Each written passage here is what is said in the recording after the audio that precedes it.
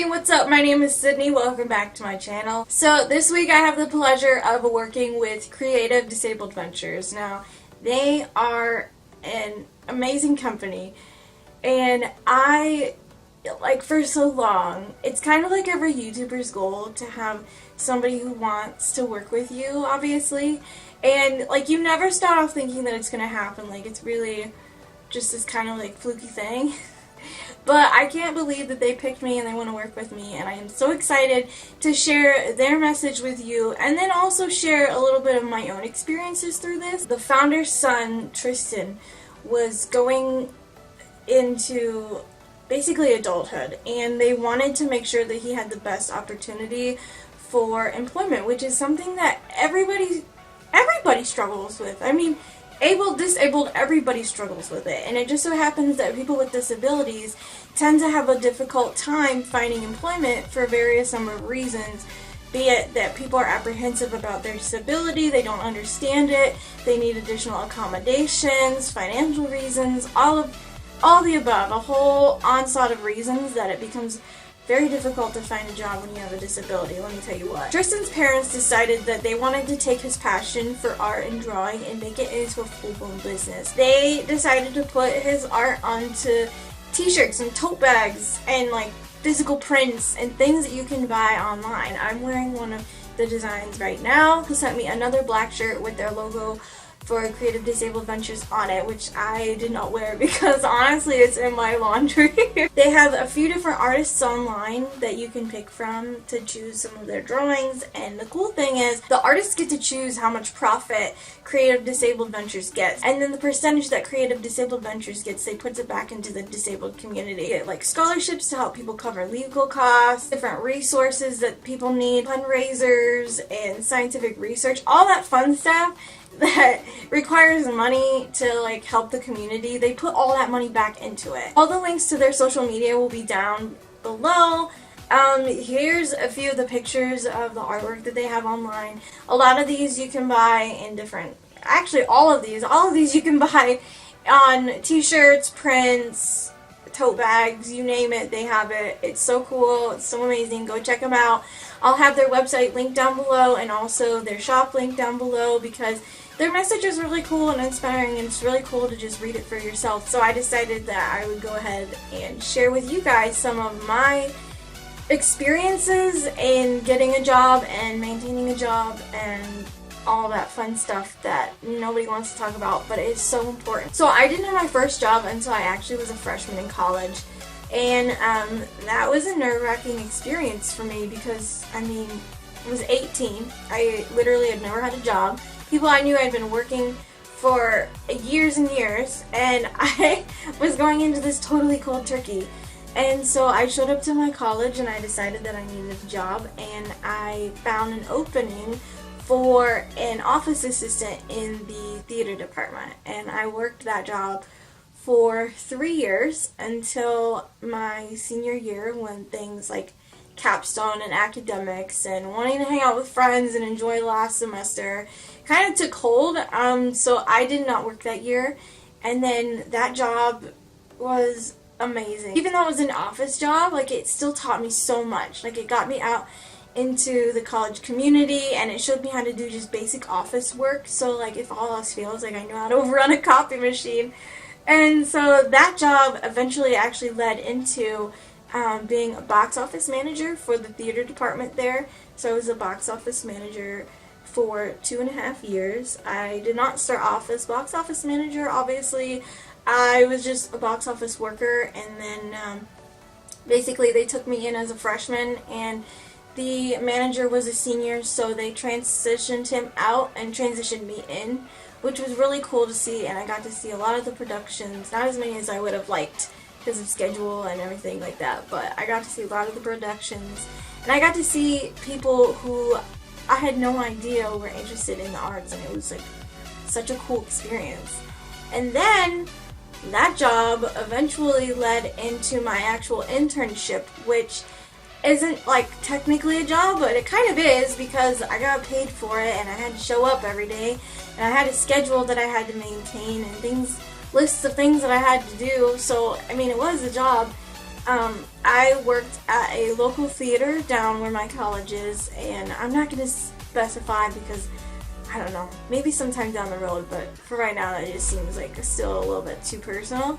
But anyway, so I had a job down there, and I was just a marketing assistant, and I just helped with all of that kind of stuff. I created social media calendars, and I ran errands, and I operated the phone when it was needed, and this sounds so boring. I promise I did more than that, but I was really there for my capstone, so I had to do more like academic stuff. So I related it a lot to the communication major, so that's why I'm like having a hard time.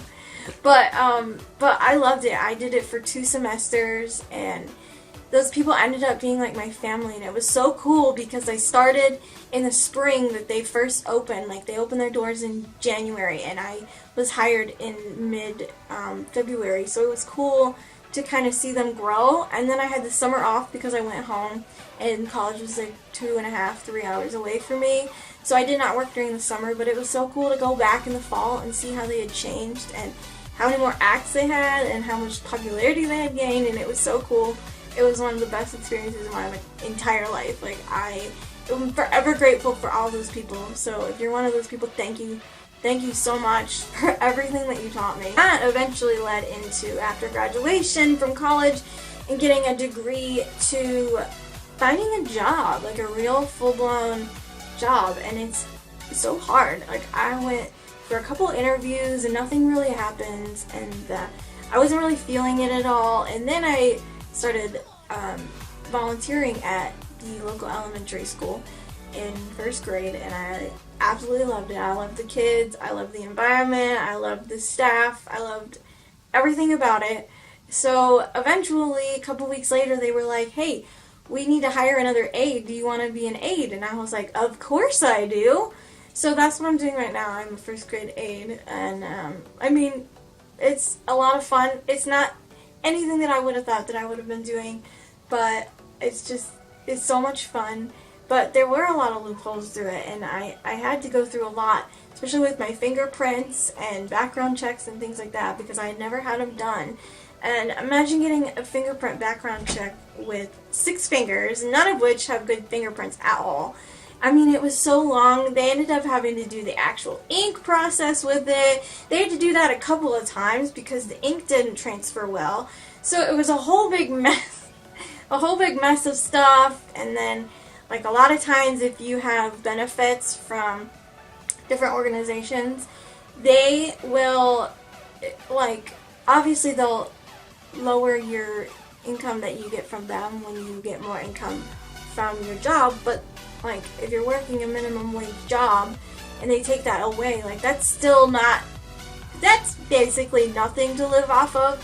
So I feel like there's a big disconnect there, and I mean, luckily I haven't had to experience that too much, because my personal circumstances, I've been very, very incredibly lucky in my life, and I never really had to experience that. But I know that that's a big problem for a lot of my friends that I know that have disabilities, and they're trying to find jobs and maintain themselves and gain independence, and it is so hard to do that without basic money. Like, money is the root of a lot of things, and as much as you hate to admit it, like, you have to have it to get, like, you have to get a car to get a job, but you can't get a job without a car, and then you can't get any of those things without any money, but you can't get any money without any job, and it's just this stupid endless cycle that needs to end, and it's terrible and painful, and I feel for anybody going through it, because I went through it in my own kind of way, so I understand. I feel your pain. I feel it. That's why I love that